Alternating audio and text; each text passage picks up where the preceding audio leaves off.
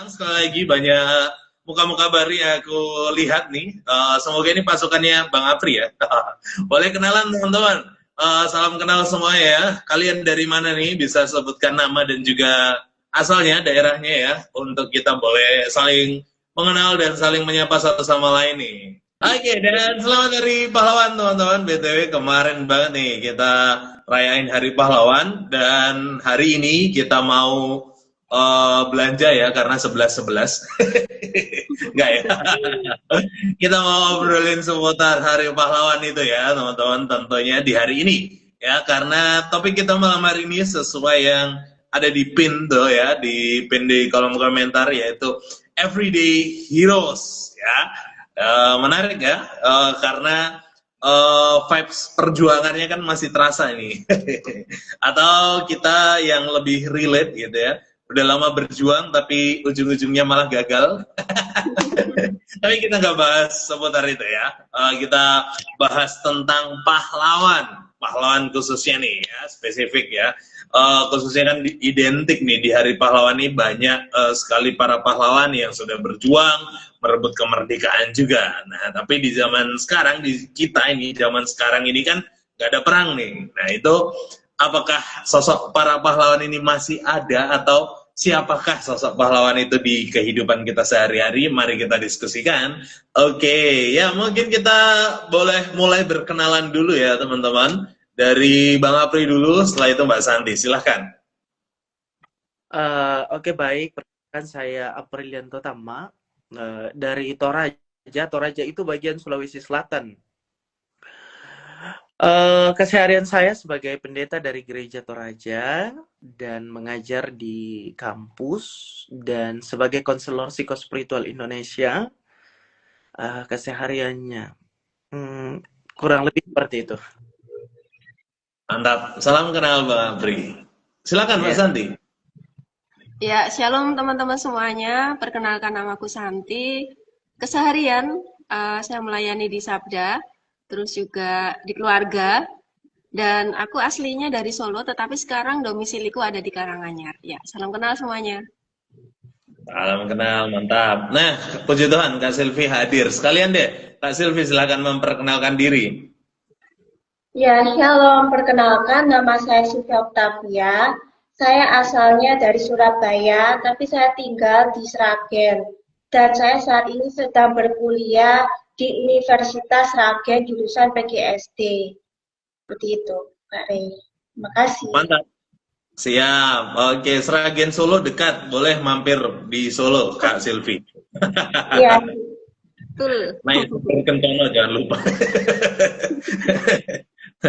Oke, ya teman-teman, salam kenal semuanya. Sekali lagi aku Ray juga ya teman-teman, salam kenal. Aku domisili di Kediri dan aku yang akan jadi host malam hari ini.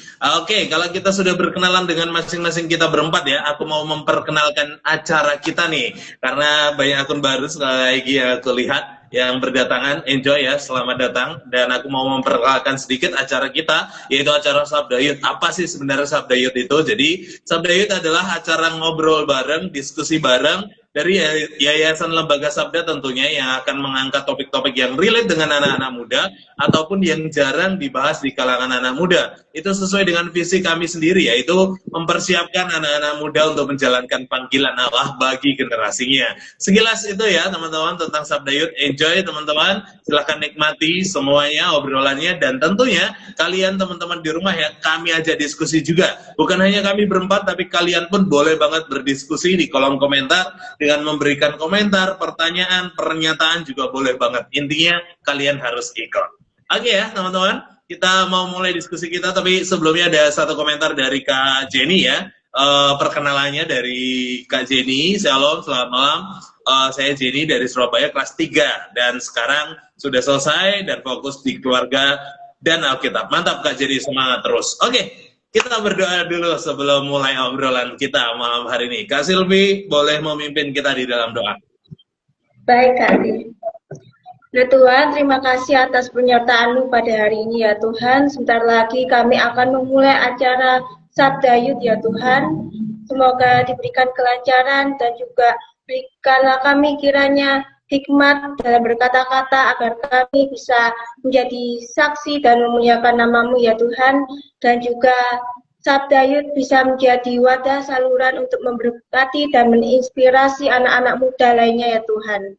Dan kami berdoa untuk teman-teman kami yang sedang menyaksikan live Instagram pada hari ini bisa mendapatkan insight pencerahan yang baru ya Tuhan. Terima kasih ya Tuhan Yesus.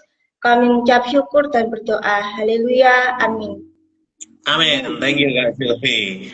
Oke, nah seperti yang sudah aku bilang sebelumnya tadi ya teman-teman, bahwa seorang pahlawan kan adalah seseorang yang punya jasa besar gitu, baik untuk suatu negara, kelompok maupun golongan. Dan aku yakin setiap kita kalau disuruh sebutkan satu pahlawan nasional, kita pasti bisa. Nah teman-teman di rumah boleh nih sebutkan, spill juga nih di kolom komentar ya, siapa pahlawan nasional yang kalian tahu, boleh banget gitu ya. Nah, aku yakin juga setiap negara juga punya pahlawannya masing-masing. Seperti yang gue bilang, negara kita juga punya. Nah, dari kita berempat nih, kita mau spesifikkan, kalau yang terkenal tuh pasti mudah gitu. Siapa pahlawan kita? Soekarno gitu ya. Atau yang terkenal para presiden itu juga pahlawan kita. Nah, kali ini kita mau diskusikan pahlawan yang jarang dibahas nih. Apakah kalian tahu siapa aja kira-kira pahlawan kita yang mungkin banyak orang yang belum ketahui? Silakan, siapa mau berbagi duluan? Saya, Kak. Ya. Pahlawan nasional yang saya ketahui itu adalah Frankai Siepo.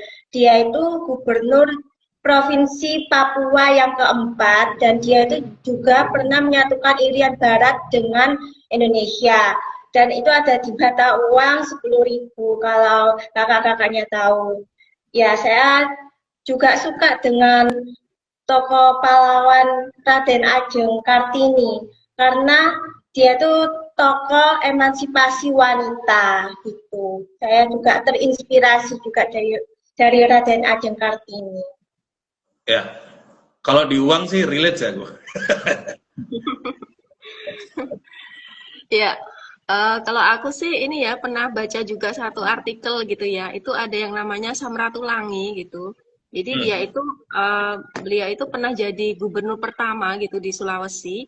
Dan beliau ini tuh orangnya cerdas gitu, makanya dia itu gak jadi tokoh pers pada saat itu gitu ya. Dan kalau terkait dengan Indonesia, kenapa kok disebut pahlawan gitu ya? Ya karena Samratulangi ini dia itu sebagai peletak dasar gitu ya bagi Indonesia, terutama di bagian wilayah yang timur gitu ya. Yang sebenarnya kalau misalnya generasi muda sekarang mungkin agak kurang ini ya, kurang begitu mengenal gitu siapa Samratulangi ini. Tetapi sebenarnya dia itu pahlawan Kristen juga. Wah, menarik. Kalau saya sih dari Toraja, pahlawan yang mungkin belum terlalu terkenal bagi beberapa orang, bahkan tidak bisa dipungkiri mungkin kami sendiri orang Toraja tidak terlalu dalam untuk mengenali beliau. Namanya itu Pongtiku. Pongtiku ini adalah salah satu pahlawan yang masuklah nominasi nasional sebagai pahlawan, dan senjatanya ini disebut tiriglada. Adalah sesuatu yang dipakai untuk menyemprot orang dari cabai. Jadi senjata ini semprotan cabai yang dipakai lawan ketika penjajahan datang di Toraja, seperti itu. Ya kayaknya senjata modern sekarang yang semprotan cabai spray itu terinspirasi dari situ ya. Dan masih terus dipakai. Dan ngomongin soal perempuan tadi kan disinggung Raden Ajeng Kartini gitu. Dan itu memang yang paling terkenal. Sejujurnya banyak sekali pahlawan perempuan yang visinya atau misinya itu sama, emansipasi wanita juga. Salah satunya itu dari Minahasa, Sulawesi Utara. Namanya Maria Walanda Maramis. Siapa nih teman-teman yang dari Minahasa? Siapa tahu ada gitu ya yang tahu. Nah, beliau juga mendirikan satu semacam organisasi gitu, yaitu Ikatan Perempuan yang fokusnya memang meningkatkan kualitas hidup perempuan. Bahkan beliau juga berusaha gitu ya, mendesak atau mungkin melobi-lobi lah pemerintahan Hindia Belanda supaya memberikan hak suara bagi perempuan. Itu spesial banget sih. Aku yakin di setiap daerah tuh ada pahlawan perempuannya. Di Sumatera juga banyak gitu kan, di NTT atau Papua juga ada. Dan teman-teman boleh banget nih ngebahas itu atau nge-spill nama yang kalian tahu. Ya, aku nambahin ya. Tadi kan ada yang mention gitu, pahlawannya ini tuh kan pria gitu ya, terus juga ada yang wanita gitu ya. Jadi aku tuh kadang mikir-mikir ya, kalau sekarang itu entah apa ada yang apa masih ada gitu ya, maksudnya pelajaran sekolah yang khusus membahas pahlawan-pahlawan nasional gitu. Kalau dulu sih seingatku ada pelajaran gitu ya, bahkan kita itu ada buku biografi gitu ya, biografi itu isinya pahlawan-pahlawan gitu semuanya gitu ya, campur gitu dari pria wanita, jadi mulai dari tanggal lahir, terus apa namanya perjuangannya apa tadi ya, senjatanya apa, bahkan slogannya itu apa gitu yang terkenal gitu ya sampai sekarang. Jadi kalau tadi misalnya saya sebut Samratulangi gitu ya, nah beliau itu terkenal dengan filsafatnya, namanya Sitou Timou Tumou Tou gitu. Jadi ini artinya adalah manusia baru dapat disebut manusia kalau sudah dapat memanusiakan manusia gitu. Jadi aku pikir setiap pahlawan tuh punya punya ciri khas gitu ya, entah dari keunikan ataupun dari hal-hal lainnya. Ya Iya, teman-teman di rumah nih, khususnya Kak God Love Kids ini ya akunnya. Beliau kan mengatakan, wah Franz Kaisepo kami baru belajar di sekolah Kak. Nah itu dia, boleh di-spill nih bukunya apa dan pelajarannya mungkin apa ya. Kayaknya pelajaran tentang sejarah pastinya ya, tapi boleh banget nih di-spill dari buku apa supaya jadi tambahan referensi juga bagi teman-teman di rumah maupun bagi kita sendiri gitu. Ya silahkan Kak Silvi tadi angkat tangan. iya, tadi saya mengetahui pahlawan-pahlawan juga itu lewat saya suka berkunjung ke museum. Jadi saya suka melihat sejarah-sejarah itu kan ke museum kayak gitu. Museum Pendidikan Surabaya, Museum Soekarno ada, seperti itu. Museum W.R. Supratman juga ada gitu. Jadi saya suka ke museum. Sudah kayak jarang banget deh anak muda ke museum gitu. Kayak anak muda dekatnya sama mall gitu ya. Atau museumnya adalah ChatGPT gitu ya. Tapi itu patut diapresiasi, artinya masih ada nih orang-orang yang memang rindu gitu untuk melihat catatan-catatan sejarah dan pengetahuan-pengetahuan yang baru bagi mereka. Tapi kalau lihat para pahlawan nih, pasti ada kriteria-kriteria tertentu gitu kan, dari sisi perjuangannya dan ya salah satunya yang kusebutkan tadi kan keberaniannya untuk melobi pemerintahan Hindia Belanda yaitu Ibu Maria Walanda. Nah itu kan kriterianya adalah sebuah keberanian. Nah dari teman-teman sendiri nih, silahkan boleh siapa aja yang ngejawab gitu ya. Ada nggak sih kriteria khusus gitu bagi para pahlawan untuk menjadi pahlawan ini, khususnya pahlawan nasional? Silakan, siapa mau share? Ya, kalau aku tuh yang pasti pertama teringatnya perjuangan. Jadi kalau yang namanya pahlawan tuh pasti ada yang diperjuangkan, terus juga pengorbanan, kepemimpinan gitu ya. Jadi ada teladan yang ditinggalkan. Hmm. Kalau saya sih secara pribadi kalau menjadi pahlawan adalah orang yang betul-betul berintegritas ya. Jadi katanya dan tindakannya itu sesuai dan dia adalah orang yang betul-betul menjadi role model bagi orang lain. Itu dia. Ya, bagi saya pahlawan itu pastinya memberikan nilai-nilai kebaikan. Dia pastinya bertanggung jawab, rela berkorban, dan juga punya integritas atau kejujuran. Jadi mereka dapat menginspirasi, memberikan kekuatan, seperti itu. Ya, betul. Ya, yang teman-teman sampaikan tuh menarik banget dan semuanya benar gitu. Tapi kita bisa lihat mereka tuh kan sudah meninggal gitu kan ya. Nah, apakah untuk jadi pahlawan nih harus meninggal dulu atau seperti apa? Tapi kalau menurutku memang untuk jadi pahlawan kan konsisten itu lebih tepatnya ya. Jadi sampai akhir hayatnya tuh terus memperjuangkan satu impian atau satu tujuan tertentu gitu sehingga bisa disematkan lah gelar kepahlawan ini. Gimana menurut kalian? Apakah harus mati dulu gitu ya? Ya, Kalau saya secara tidak harus ya, tidak harus mati. Kita bisa dikatakan pahlawan seperti itu. Kalau pahlawan nasional yang kita kenalnya ada yang sudah mati, entah itu terbunuh dan entah mengalami tindakan yang sadis sampai dia harus mati, bukan berarti untuk menjadi pahlawan harus betul-betul harus mati. Bagi saya tidak. Dengan menjadi teladan bagi orang lain, dengan menolong orang lain, dengan menjadi orang yang banyak memberikan sumbangsi entah itu lewat pikiran atau kemampuannya, dan banyak memberikan damai sejahtera.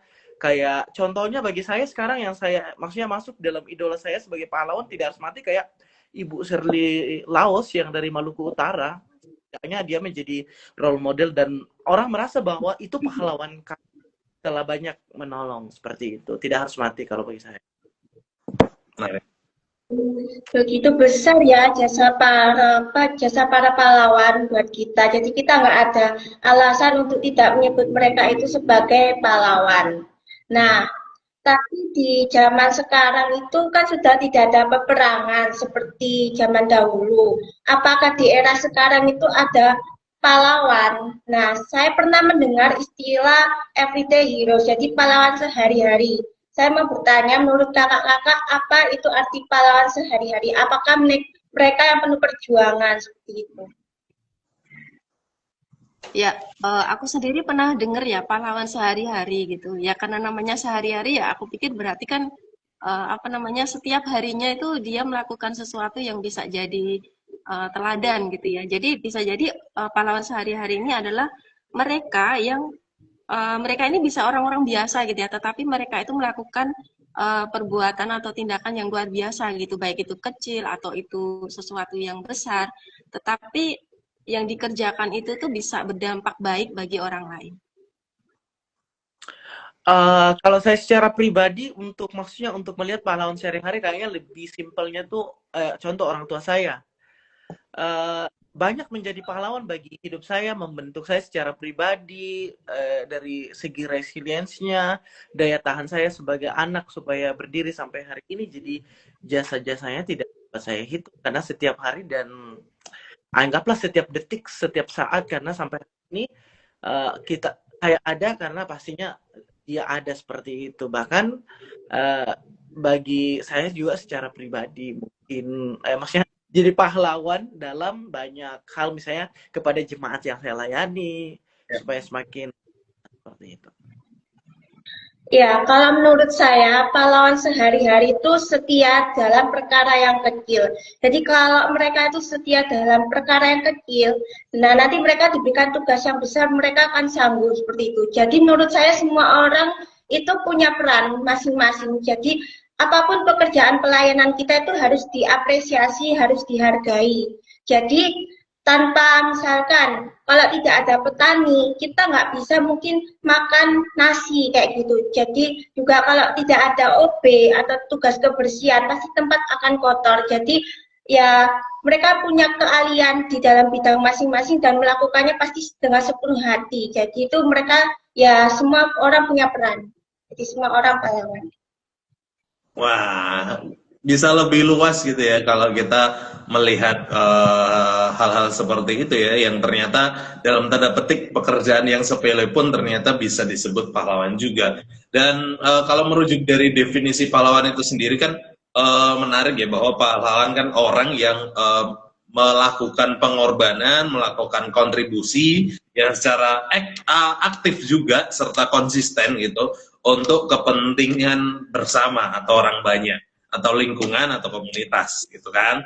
Dan sering sekali tanpa pamrih itu dalam artian nggak mengharapkan imbalan yang besar, tapi memang dorongannya adalah ya ini untuk kebersamaan gitu kan. Nah dari definisi itu sendiri kan kita bisa lihat di era sekarang gitu ya, banyak sekali orang-orang yang melakukan hal itu di medan yang berbeda gitu. Kalau dulu pahlawan nasional mungkin medannya adalah medan perang dengan tujuan nasionalisme atau untuk kemerdekaan, tapi ya di zaman sekarang medan perangnya itu bisa jadi berbeda, bisa jadi di ruang kelas yang which is itu guru kita, atau di lingkungan kesehatan, dokter, suster, itu kan memperjuangkan kesehatan masyarakat juga.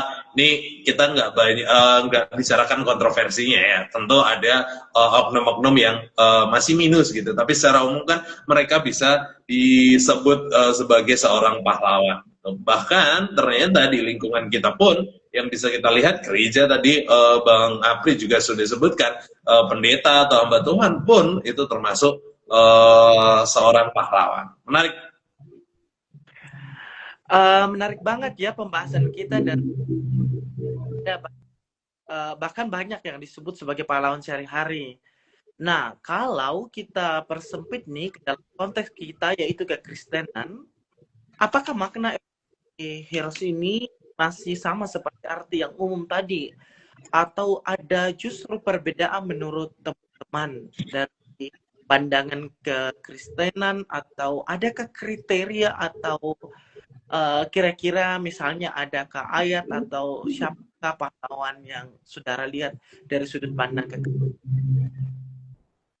Ya, mungkin aku boleh share dulu lah ya. Pahlawan sehari-hari dalam konteks kekristenan itu menurutku yang membedakan dari pahlawan-pahlawan sehari-hari lainnya atau maupun pahlawan-pahlawan nasional adalah motivasinya. Nah, sering sekali pahlawan dalam konteks kekristenan itu berangkatnya dari kasih gitu. Kalau pahlawan sehari-hari mungkin dari kemanusiaan, naturnya gitu ya, empati gitu kan, atau nilai-nilai sosial gitu yang harus gotong royong, tolong menolong, seperti itu titik berangkatnya. Kalau pahlawan sehari-hari seperti biasa gitu. Tapi kalau pahlawan kekristenan itu berangkatnya kasih, seperti ayat yang sering kita dengar ya, berbicara tentang kasih kan, dan yang terutama adalah mengasihi Tuhan atau kasihlah Tuhan Allahmu gitu di dalam Matius. Jadi ya berangkatnya dari situ, kasih Tuhanlah yang mengalir sehingga dia melakukan segala bentuk perjuangan, kebaikan ya, hal-hal yang memang seharusnya dilakukan dalam wujud kasih. Jadi motivasi itu yang membedakan. Menurut saya, pahlawan sehari-hari itu mereka itu tidak pakai atribut, tidak pakai seragam, jadi ya tidak terkenal, tidak tersorot oleh publik. Tapi sedangkan pahlawan nasional kan sudah namanya sudah termasyhur, sudah masyhur kayak gitu. Jadi menurut konteks kekristenan untuk pahlawan sehari-hari itu mereka itu mengasihi tanpa syarat. Jadi ya kita harus memang mempunyai kerendahan hati sebagai bentuk ketaatan dan mengandalkan sepenuhnya kepada Tuhan. Jadi kita membantu menolong itu dengan tulus aja. Jadi ya dengan ikhlas tanpa pamrih seperti itu. Dan di Matius 22 ayat 39, kasihilah sesamamu seperti dirimu sendiri. Ya, aku nambahin ya. Jadi aku pikir sih kalau dalam konteks kekristenan ya, ini kalau tadi Ray bilang motivasi gitu ya, tapi saya lihat juga konsep diri juga gitu. Jadi melihat atau tidak menganggap diri itu supaya dapat gelar atau apa gitu ya, tapi melihat kita itu sebagai pelayan Tuhan gitu. Jadi kalaupun melakukan kontribusi yang baik atau melakukan hal-hal yang memang itu bisa berdampak atau memberi pengaruh yang baik buat orang lain, itu bukan karena supaya kita itu dapat sesuatu, bukan ya, atau supaya kita itu dapat apresiasi gitu, tapi karena memang itu yang harus kita lakukan gitu, karena kan kita memang anak Tuhan dan kita pelayan Tuhan juga, jadi lakukan apa yang seharusnya pelayan Tuhan itu lakukan. Ya. Oke, terima kasih. Kalau saya melihat juga bahwa seorang pahlawan, kalau saya melihat dari sudut pandang kekristenan, saya melihat keteladanan yang diberikan oleh Ruth sebenarnya. Pahlawan adalah orang-orang yang betul-betul harus ada di titik terendah orang-orang lain, seperti itu. Jadi bukan hanya di zona nyamannya dia ada, tapi ketika orang lain ada di titik terendah, dia ada. Kita boleh lihat maksudnya di kitab Rut itu dari 4 pasal itu, ketika Naomi menyuruhnya untuk pergi meninggalkan dia karena anak Naomi yang menikah dengan Rut itu sudah meninggal, Naomi berkata bahwa tidak ada lagi waktunya untuk tinggal di sini, kayak tidak ada Mi untungnya kau tinggal ini Rut, karena anakku yang kau nikahi sudah pergi Mi. Jadi pergilah. Tapi menarik dari Ruth, dia tidak ingin pergi meninggalkan orang atau mertuanya itu ada di titik-titik terendah karena sedang berduka. Jadi saya melihat bahwa kekristenan mengajarkan ini dari kisah ini, seorang pahlawan harusnya ada di titik-titik terendah orang lain, empatinya, hospitality, dalam merangkul orang-orang di titik-titik terendah seperti itu. Iya, contohnya juga seperti Daud. Dia itu mengalahkan Goliat itu bukan ingin dipuji atau mencari apa pujian validasi kalau dia itu hebat kayak gitu. Bukan, dia itu memang em, bertarung untuk memuliakan nama Tuhan. Dia itu tidak melihat Goliat sebagai masalah yang besar, tapi dia melihat kuasa Tuhan yang begitu besar, yang sempurna kayak gitu. Jadi Daud itu juga punya kerendahan hati. Dia kan hanya sebagai seorang gembala yang biasa seperti itu. Tapi dia juga tidak minder kayak gitu. Dia punya rasa percaya diri, ya juga dia Daud itu bisa punya kerendahan hati, tidak sombong seperti itu. Jadi saya terinspirasi sama Daud. Ya, memang kerendahan hati itu sangat penting dan inilah yang membedakan benar-benar perbedaan nyatanya ya antara pahlawan yang biasa, Mas ya, sehari-hari selain motivasi juga tujuan gitu ya. Tadi sempat singgung Ruth ya, Bang Apri, dan itu menarik banget kan Ruth mengatakan seperti ini kalau di Rut 1 ayat 16. Janganlah desa aku meninggalkan engkau dan pulang dengan tidak mengikuti engkau, sebab kemana engkau pergi, kesitulah juga aku pergi. Dan dimanapun engkau bermalam, disitulah juga aku bermalam. Bangsa mulah bangsaku dan Allah mulah Allahku. Dan ini yang menegaskan bentuk kepahlawanan yang lain, yaitu motivasi. Tujuannya tuh bukan dirinya sendiri gitu ya, dalam melakukan sesuatu, tetapi Allah gitu ya. Bahwa ya ini untuk Allah gitu, bukan untuk diriku, bukan hanya untuk kebersamaan atau kepentingan orang banyak, tapi memang benar-benar untuk Allah. Terlebih di dalam Matius ya, Matius 5 ayat 16 gitu ya. Demikianlah hendaknya terangmu bercahaya di depan banyak orang supaya mereka melihat perbuatanmu yang baik dan memuliakan Bapamu di surga. Jadi bukan hanya berbuat baik, tapi tujuannya supaya orang tuh memuliakan Bapa di surga. Itu sih. Jadi tujuannya adalah Tuhan. Oke. Nah, kalau kita lihat tadi ya, sudah banyak teladan yang kita lihat, dan saya percaya dari kita semua, dari Bang Ray dan kakak yang lainnya juga, pasti ada orang yang telah menolong kita sampai ada di titik ini untuk bertumbuh di dalam Yesus Kristus. Nah, kira-kira bolehkah atau adakah yang menjadi pahlawan bagi kakak yang lain ini yang boleh di-sharekan bagi kita semua? Kira-kira siapa yang betul-betul bisa, yang telah menjadi entah itu mentor kita, sebagai orang yang betul-betul mengarahkan kita untuk bertumbuh di dalam Yesus Kristus sampai hari ini? Ya, aku sebenarnya tadi tuh tertarik dengan satu kata yang diucapkan Re ya, itu tentang konsisten gitu. Jadi kalau kita ngomongin pahlawan sehari-hari, bayangin kata sehari-hari, berarti kan itu sudah pasti dilakukan sehari-hari. Jadi aku tuh tadi mikirnya, oh ini pasti berkaitan juga dengan karakter gitu, karena nggak mungkin gitu ya kalau akan bisa dilakukan sehari-hari, tapi kalau itu bukan sesuatu yang sudah menjadi karakter dia kan susah gitu. Ya, Ya. terkait dengan pertanyaannya Kak Apri ini ya, menurut aku Tuhan tuh kasih banyak orang gitu ya yang Tuhan kirimkan ke aku untuk bisa jadi pahlawan. Yang paling deket lah orang tuaku gitu ya. Mereka berdua itu ya dalam hal kecil, dalam hal besar gitu selalu kasih support gitu ya. Jadi bagi aku ini pun juga bisa dikatakan pahlawan sehari-hariku mereka berdua gitu ya. Karena ya mau nggak mau setiap hari mereka tuh nggak pernah kayak surut untuk nggak kasih dukungan gitu, nggak pernah gitu, pasti selalu kasih dukungan. Jadi belajar tentang ini diingatkan juga, oh ini sehari-hari. Terus juga ada rekan-rekan yang lain, bahkan Yesus sendiri yang jadi pahlawan di dalam hidupku juga gitu ya, karena mau dalam kesulitan yang paling dalam pun sampai mungkin ngerasanya nggak bisa gitu ya, tetapi ternyata Tuhan selalu kasih kekuatan gitu. Dan aku pikir Tuhan kasih kekuatan bukan cuman seminggu sekali gitu ya, enggak gitu ya, bahkan setiap saat Tuhan itu kasih gitu. Jadi bagi aku penting ya kata sehari-hari itu tadi, pasti bukan cuman karena apa tiba-tiba ingin lakukan yang baik, enggak, pasti itu sudah jadi bagian di dalam hidupnya. Ya, betul sih. Kalau pahlawan sehari-hari khususnya yang membuat bertumbuh, aku sepakat banget kalau orang tua gitu.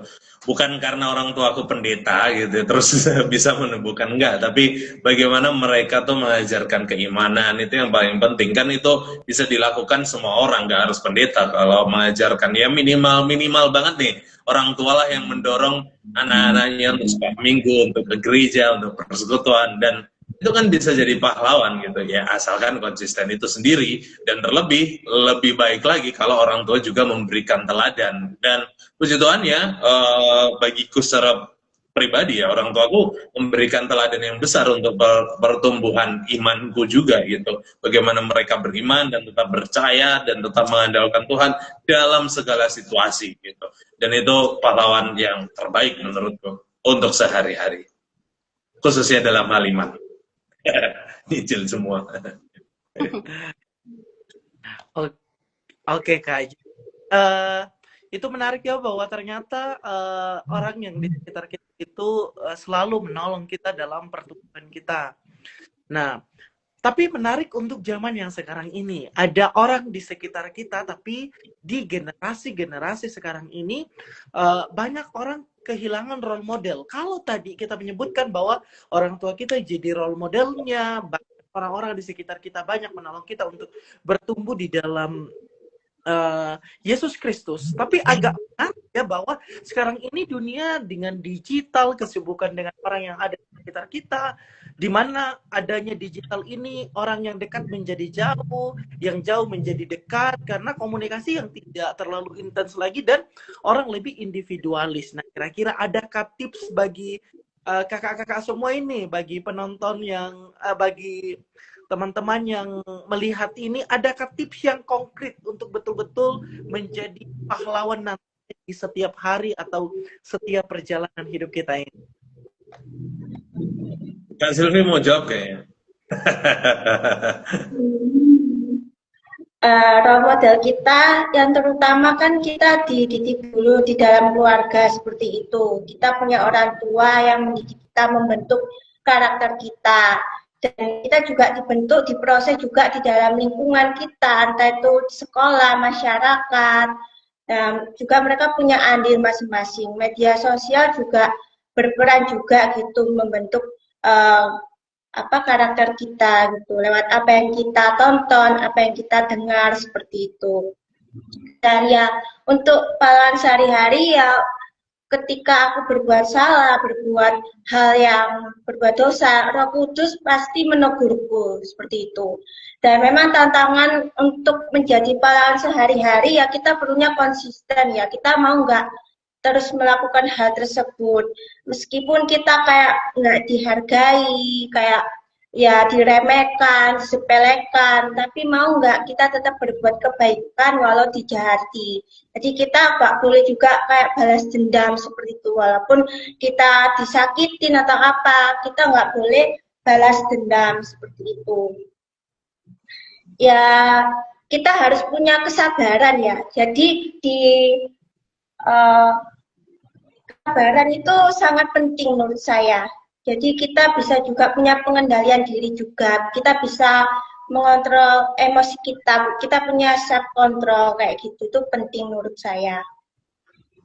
Ya. Ya seperti itu. Ya, yang paling utama di era sekarang kan keteladanan ya, maksudnya kejujuran gitu. Itu sih yang paling penting ya. Dengan informasi yang begitu banyak di internet, di medsos, masih jujurkah kita gitu? Kita yang terkadang foto masih pakai filter aja, ya secara tidak langsung kan kita nggak jujur ya. Tapi ya anyway, kejujuran itu paling penting. Ya, setuju juga ya dengan teman-teman. Tapi kalau tadi kan sebenarnya kita udah mention beberapa ini ya orang gitu ya. Salah satunya orang tua gitu ya yang apa bisa jadi pahlawan sehari-hari gitu ya.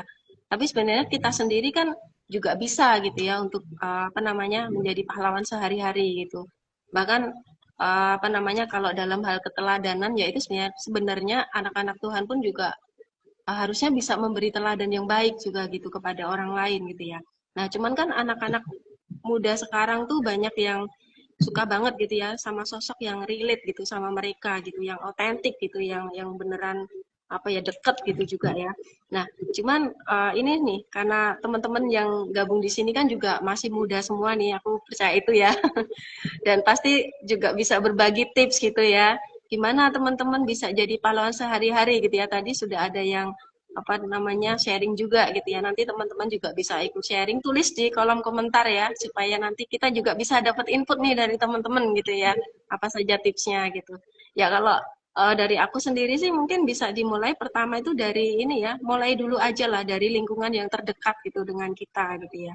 Jadi entah itu di rumah atau di komunitas gereja atau bahkan di komunitas online yang teman-teman ikutin gitu ya. Kita itu bisa jadi apa pahlawan sehari-hari di sana. Karena kan anak muda itu suka yang relate gitu kan ya dengan hidup mereka gitu. Jadi ya bisa dimulai dari situ, tunjukkan sesuatu yang memang itu tuh bisa memberikan dampak yang bagus gitu. Lakukan bukan dengan pura-pura gitu ya atau supaya apa namanya bisa dibilang baik enggak ya, tapi benar-benar lakukan itu dengan konsisten gitu, dengan kasih, dengan kita itu benar-benar mau membagikan ini bukan karena apa namanya untuk motivasi yang lain, tetapi karena memang Tuhan yang sudah memberikan di hidup kita, nah itu yang kita berikan gitu ya. Kalau kita memang sudah menerima kebaikan Tuhan untuk satu pengalaman tertentu, ya nggak masalah, itu bisa kita sharingkan gitu. Bahkan dari sharing itu siapa tahu gitu ya teman-teman yang lain itu justru bisa mendapatkan berkatnya dan bisa apa namanya mengenal gitu ya. Oh ternyata Tuhan itu baik, ternyata Tuhan itu dekat gitu dengan anak-anaknya gitu. Jadi banyak cara gitu yang nanti Tuhan juga akan bisa bekerja melalui apa yang kita lakukan jika kita tulus gitu ya untuk melakukannya. Itu sih kalau dari aku. Mungkin dari teman-teman yang lain kalau ada tips. Iya, menurut saya ya kita bisa berdampak, berkontribusi seperti itu. Jadi sebagai diri kita sendiri ya bisa menjadi pahlawan. Seperti kita mendengarkan orang yang lagi curhat, kita menjadi pendengar yang baik seperti itu. Kita bisa memberikan pengalaman atau ilmu yang kita miliki seperti itu juga bisa.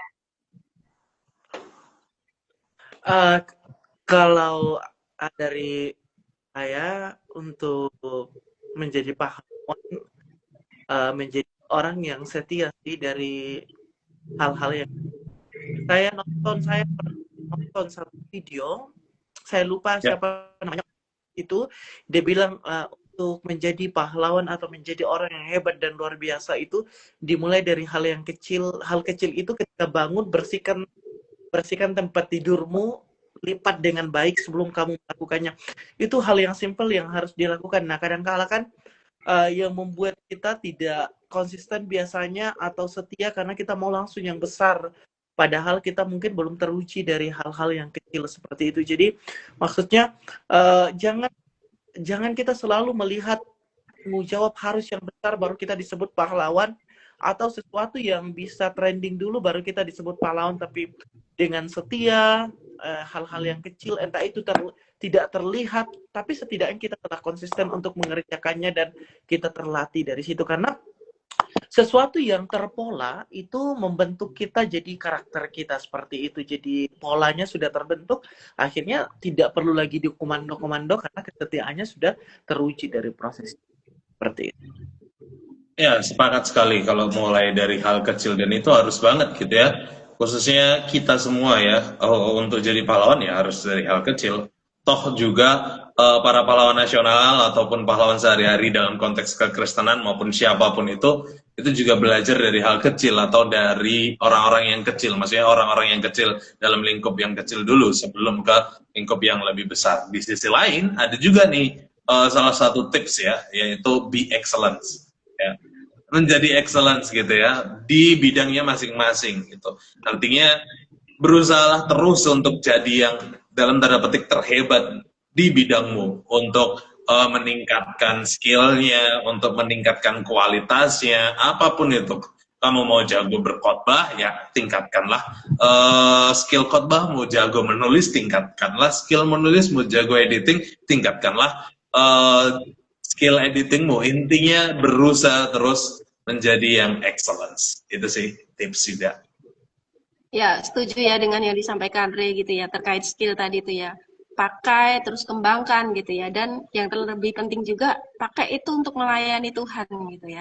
Jadi, apa namanya, ya tetap gitu ya, tujuan kita memakai setiap apa yang Tuhan kasih itu juga untuk kemuliaan Dia gitu. Terus juga tadi sempat Kak Apri ya yang bilang tentang hal-hal kecil tadi itu ya, itu bagus gitu ya, karena menurut aku ibarat orang lari gitu ya.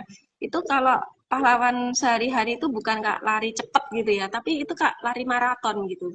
Itu lari yang konsisten gitu ya, bukan dari hal yang langsung gede gitu tapi nggak bisa diraih, tapi dari hal-hal yang kecil konsisten dilakukan gitu ya. Bahkan tadi ya kalau terkait dengan kejujuran itu juga dalam hal kecil gitu ya, itu kita udah setia dulu di dalam hal itu, nanti Tuhan akan berikan perkara yang lebih besar gitu. Terus juga masalah pegang komitmen gitu ya, bukan apa namanya berkomitmen kalau dilihat gitu ya, atau bekerja dengan sungguh-sungguh kalau dilihat gitu ya, tetapi nggak ada yang lihat pun kita juga harus punya komitmen, punya integritas gitu ya. Jadi aku pikir beneran gitu ya, untuk secara konsisten, karakter, dan itu pun juga dipakai untuk bisa melayani itu, termasuk skill tadi. Betul sekali. Dan ini ada satu komentar ya dari rekan-rekan kita, senada dengan Bang Apri tadi ya, Kak Jennifer ya. Pahlawan sehari-hari itu orang yang mencerminkan ajaran kasih Kristus serta ketaatan dalam hal-hal kecil, itu kata Kak Jennifer, dan itu benar sekali gitu. Dan Kak Rahel Soya juga menegaskan kalau dari saya untuk jadi everyday heroes harus menempatkan Yesus sebagai everyday heroes-nya, berkarakter seperti Yesus. Setelah itu seluruh kebiasaan kita bisa menular ke orang lain. Betul sekali. Dan menjadikan Yesus sebagai pusat atau sebagai pahlawan kita sendiri, itu yang sering dilupakan gitu, karena orang mengejar aku mau jadi pahlawan bagi orang lain, tapi lupa siapa sih yang jadi pahlawan untuk kita gitu. Itu yang akan mendorong dan mencerminkan perilaku kita kan sebenarnya ya. Itu saran yang baik. Silakan Kak Sylvie tadi angkat tangan. Ini Ya betul, pahlawan sejati kita adalah Tuhan Yesus. Jadi kita bisa meneladani Tuhan Yesus seperti itu. Dan ya kita menjadi pahlawan bukan untuk mencari keuntungan diri kita sendiri, tapi kita juga berusaha untuk memperhatikan pertumbuhan juga rohani untuk orang lain seperti itu.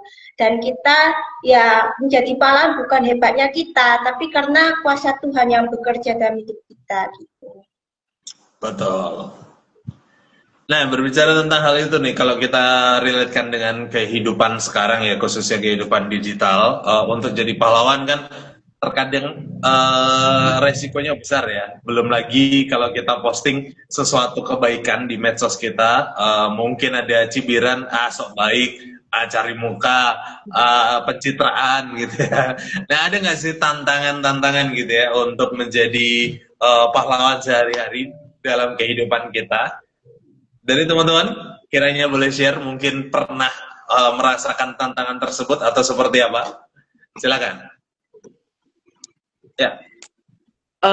Pertama, karena kemajuan teknologi juga ini, ketika kita mencoba ketika orang mencoba untuk menjadi entah itu pahlawan untuk menolong orang lain, kadang-kadang kan nilai-nilai dari orang lain itu jadi sensitif, entahkah itu dinilai sebagai validasi, intinya sensitif lah sekarang dengan penilaian-penilaian yang ada. Nah, untuk itu bagi saya untuk tantangan itu ketika ada yang seperti itu dari nilai-nilai dari orang lain, maka setiap pahlawan yang setiap hari itu harus mampu memberikan respon yang baik, karena ketika responnya selalu reaktif misalnya pahlawan, maka itu akan sulit seperti itu, karena tantangan di dunia digital ini sangat cepat, karena sesuatu yang kadangkala baru dibagi sebentar sudah menyebar kemana-kemana, dan kadangkala nilai orang lain itu tidak selalu utuh sama dengan yang kita maksudkan. Misalnya saya lakukan yang baik, belum tentu itu nilainya sama dengan orang lain seperti itu, karena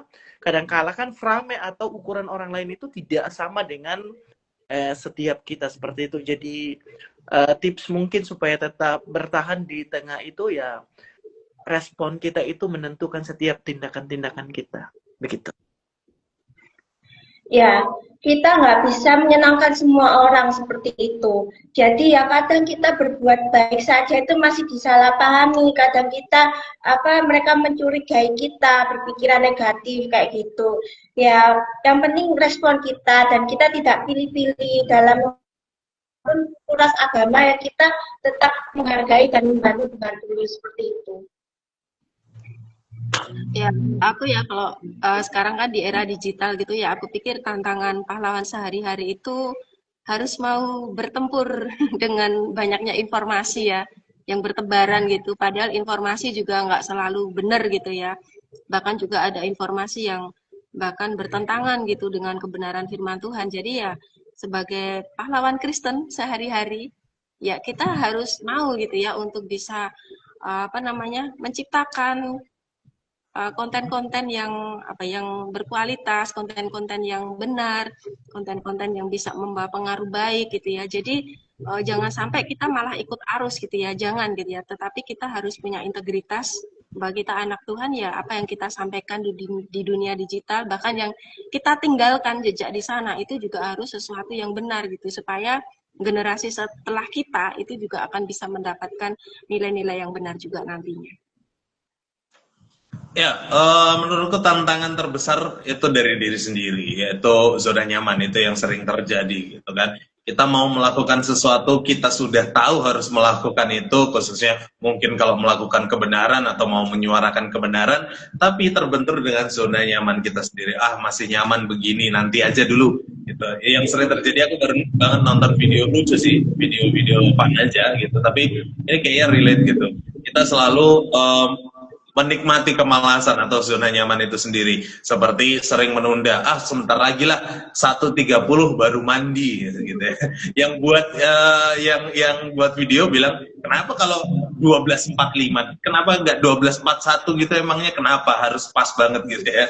Dan itu ya sering kita lakukan gitu ya, ketika mau action gitu kan, sedikit lagi lah biar pas waktunya, padahal nggak ada bedanya. Dan itu tantangan terbesar teman-teman gitu ya, yaitu zona nyaman kita sendiri. Itu sih. Iya, betul kata Kak Ray. Musuh terbesar kan diri kita sendiri seperti itu. Nah, anak muda sekarang itu kadang mereka itu mau melakukan sesuatu itu ragu-ragu seperti itu. Mereka punya banyak ide kreatif, mereka punya rencana yang banyak, tapi nggak dilakukan, nggak ada aksinya kayak gitu. Terutama juga prokrastinasi, jadi menunda-nunda waktu seperti itu. Betul, Kak Ray. Ya, ini ada satu komentar dari rekan kita juga, Kak Rahel Slay. Bagi saya tantangannya adalah ketika kita menegakkan kebenaran, tapi POV orang lain menjadi aneh kalau kita mengatakannya. Dan ya, termasuk ini tantangan dari luar ya, teman-teman, berarti ya. Tantangan dari luar itu banyak sekali sih memang kalau kita sebutkan ya. Tapi coba kita berkaca dari diri kita, apa yang menjadi tantangan kita, karena ini yang sering sekali jadi penghambat gitu ya, bukan dari luar. Terkadang kita overthinking itu juga jadi tantangan tersendiri loh. Kita memikirkan apa yang orang lain katakan. Nah, itu kan jadi tantangan ya. Kita mikir kalau kita melakukan ini orang lain akan menganggap aneh nggak ya gitu ya. Orang lain menganggap aku aneh nggak ya ketika aku mengatakan sebuah kebenaran. Dan itu kan yang justru jadi tantangan tersendiri. Atau kita hidup membanding-bandingkan dengan orang lain yang ya balik lagi itu dari dalam diri kita sendiri, ya kan? Sepakat nggak teman-teman? Iya, banyak anak muda yang insecure ya Kak ya. Jadi kayak aduh aku masih muda, aku belum punya banyak pengalaman, kayak malu, kayak masih malu kayak gitu, kayak takut untuk keluar dari zona nyamannya seperti itu. Dan juga membanding-bandingkan diri, overthinking itu betul. Ya, betul sekali ya teman-teman. Mbak Santi, silakan Mbak Santi. Ya, padahal tuh kalau overthinking tuh sebenarnya juga belum tentu ini ya, belum tentu terjadi gitu ya. Bahkan sebagian besar nggak terjadi gitu ya. Tapi kita itu sudah menyulitkan diri sendiri gitu dengan pikiran-pikiran kita dan akhirnya nggak ada aksi gitu, nggak ada tindakan yang kita lakukan gitu. Jadi ya, aku pikir saya dan juga mungkin teman-teman ya perlu belajar juga ya untuk bisa apa namanya mengelola hal ini gitu ya. Karena memang kalau diterusin gitu juga nggak baik juga bagi diri kita gitu. Ya, selain overthinking ada satu lagi teman-teman, ini yang sering menimpa khususnya kita sebagai pahlawan sehari-hari gitu ya. Kalau kita mengambil posisi itu adalah burnout gitu ya, kehabisan tenaga gitu.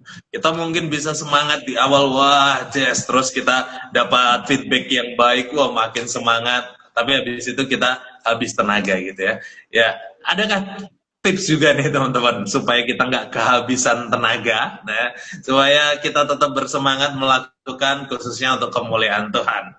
Silakan. Bagi saya, ketika entah kita ada di overthinking, adakah di masa burnout, maka saya mau katakan bahwa diri kita itu valid mengalami itu sebagai manusia yang rapuh. Jadi, tapi banyak yang terjadi adalah denial. Denial itu menyangkal. Makanya orang ketika denial dan tidak menerima fakta dirinya bahwa misalnya, kalau saya lelah, saya harus jujur saya lelah. Jadi caranya supaya tetap, bagi saya, untuk menjadi pahlawan itu perlu original dan keotentikan supaya nanti tidak menyangkal kelelahannya. Kadang-kadang kan kita mau selalu menjadi orang yang superior. Superior itu menjadi pahlawan bahwa tidak boleh kelihatan lemah atau kurang seperti itu. Takut nanti orang nilai gimana ya kalau misalnya contoh, pendeta kok galau ya? Tidak mungkin. Masa dia galau padahal dia pendeta. Itu kan persepsi keliru seperti itu. Jadi untuk menjadi pahlawan bagi saya, ketika saudara galau, ketika saudara lelah, ketika saudara rasanya ini melelahkan, Anda tidak harus selalu bilang saya bisa melakukannya, padahal ada di titik lelah seperti itu. Jadi bagi saya ketika ada tanggung jawab yang betul-betul sudah melelahkan bagi kita supaya kita tidak menjadi burn out, mau tidak mau kita harus referalkan ke orang. Jadi kejujuran, mengakui kerampungan kita itu menolong kita bekerja maksimal. Tapi selalu berpura-pura bahwa kita sanggup itu padahal kita sudah ada di titik-titik punya alaran karena tubuh kita ini terbatas dan ternyata kita selalu merasa ingin kuat, itu malah membuat kita tidak bekerja dengan maksimal. Kejujuran pada diri itu lebih baik. Betul sekali. Betul, Yanto, saya setuju. Saya ingin menambahi, kita pasti juga punya rasa lelah, capek, seperti itu. Dan ya memang ada istirahat jeda gitu. Kita butuh untuk mengisi energi kembali seperti itu. Sebelum kita membantu orang lain, ya kita harus membantu diri kita sendiri. Seperti itu. Dan kita harus juga punya prioritas, bisa membedakan mana yang harus didahulukan. Dan juga bisa mengatur waktu, itu juga penting. Dan kalau misalnya nggak terlalu penting ya kita bisa mendelegasikan seperti itu ke orang lain. Dan kalau misalnya kita nggak mampu ya kita bilang dulu aja kita belum sanggup, kita nggak bisa. Jadi kita nggak menjadi manusia people pleaser kayak gitu. Yang nggak enakan, yang harus apa iya kayak gitu. Seperti itu. Ya, aku nambahin dikit ya.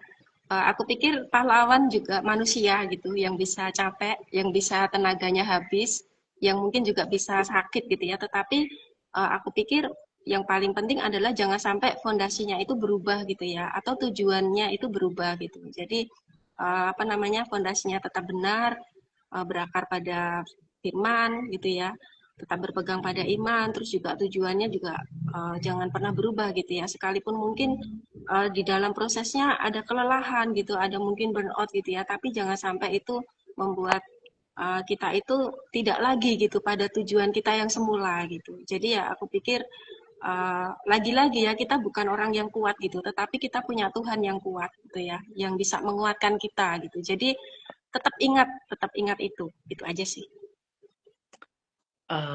Tambahan sedikit dari saya. Mungkin setiap kita itu harus kasih timing bagi diri untuk self reward. Saya sebagai biasanya hostnya untuk selalu share ketika pemateri kesehatan mental, saya selalu bilang ke orang bahwa kasih timing bagi diri untuk take rest atau istirahat dan kasih diri self reward, kasih reward bagi dirimu sudah berjuang dan saya selalu sebutnya biasa butterfly. Kadang kita ini jarang memberi apresiasi bagi diri kita sendiri ya. Misalnya hari ini sudah bertahan, thank you ya sudah bertahan. Sekalipun tidak menyenangkan, karena tidak semua kita itu dapat apresiasi dari orang lain.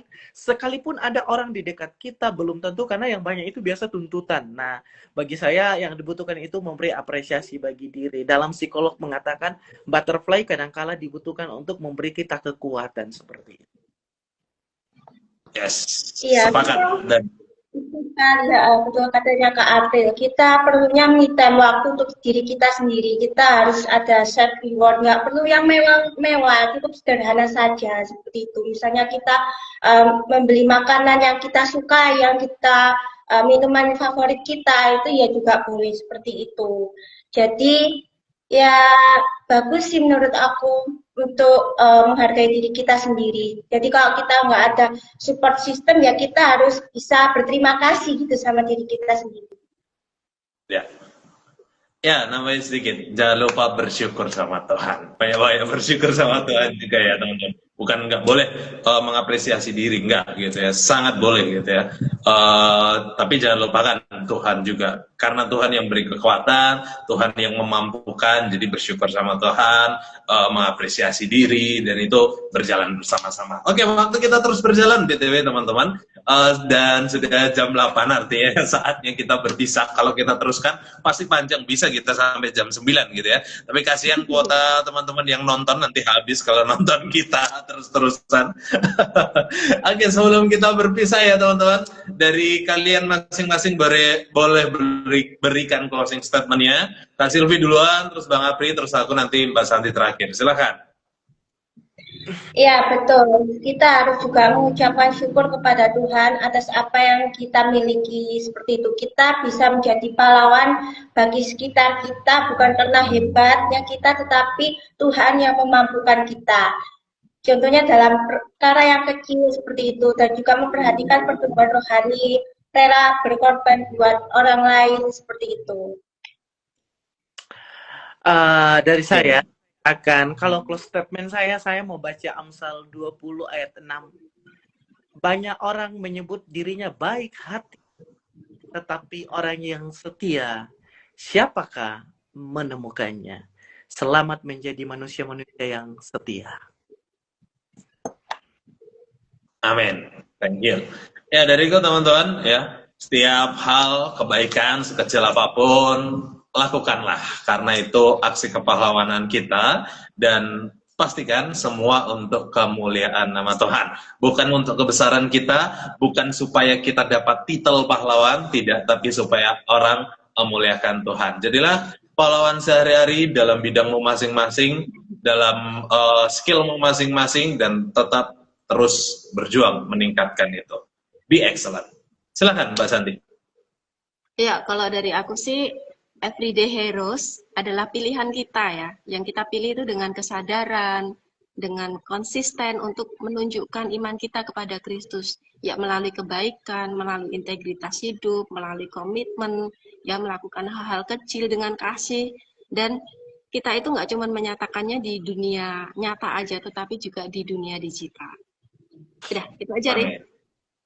Siap, thank you ya, thank you teman-teman, Mbak Santi, thank you Kak Apri ya, thank you Kak Silvi, dan thank you banget teman-teman di rumah semuanya yang sudah nonton dari awal sampai akhir, bahkan yang ikut berdiskusi, memberikan komentarnya, thank you banyak. Sorry kalau ada komentar yang terlewat ya teman-teman, jangan lupa follow Sabda Resources supaya kita bisa berdiskusi lagi ya minggu depan, karena topiknya menarik minggu depan. Follow aja supaya nggak ketinggalan, dan teman-teman di rumah yang mau jadi guest seperti Bang Apri maupun Kak Silvi, silakan DM kami. Aku mau jadi guest, aku mau ngobrol bareng, silakan banget ya, menyerahkan dirinya untuk live bareng kami ya. Kami tunggu banget ya. Oke, kita tutup diskusi kita malam hari ini lewat doa. Bang Apri boleh menutup dalam doa? Mari berdoa.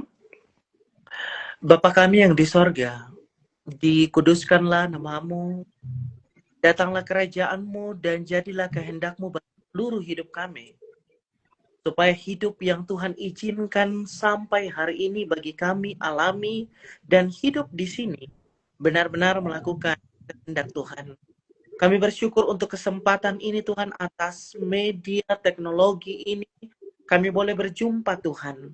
Dan sekiranya di perjumpaan ini Tuhan, kami banyak terberkati dari sharing yang boleh kami bagikan, bahkan kami bersama-sama tertolong dan boleh melihat diri dengan baik untuk terus mengerjakan hal-hal dengan setia dari hal-hal yang kecil dan memuliakan Tuhan. Bapa di sorga, terima kasih untuk setiap hal yang boleh dilakukan, dan setidaknya kita terus berkarya dan untuk kemuliaan Tuhan. Kami berdoa di dalam Yesus Kristus, kesehatan, damai, sejahtera. Amin. Amin. Amin. Thank you sekali lagi teman-teman semuanya. Thank you banyak. Sampai jumpa minggu depan ya. Bye-bye. Salam AI for God. Salam Terima kasih excellent. semuanya. Tuhan berkati.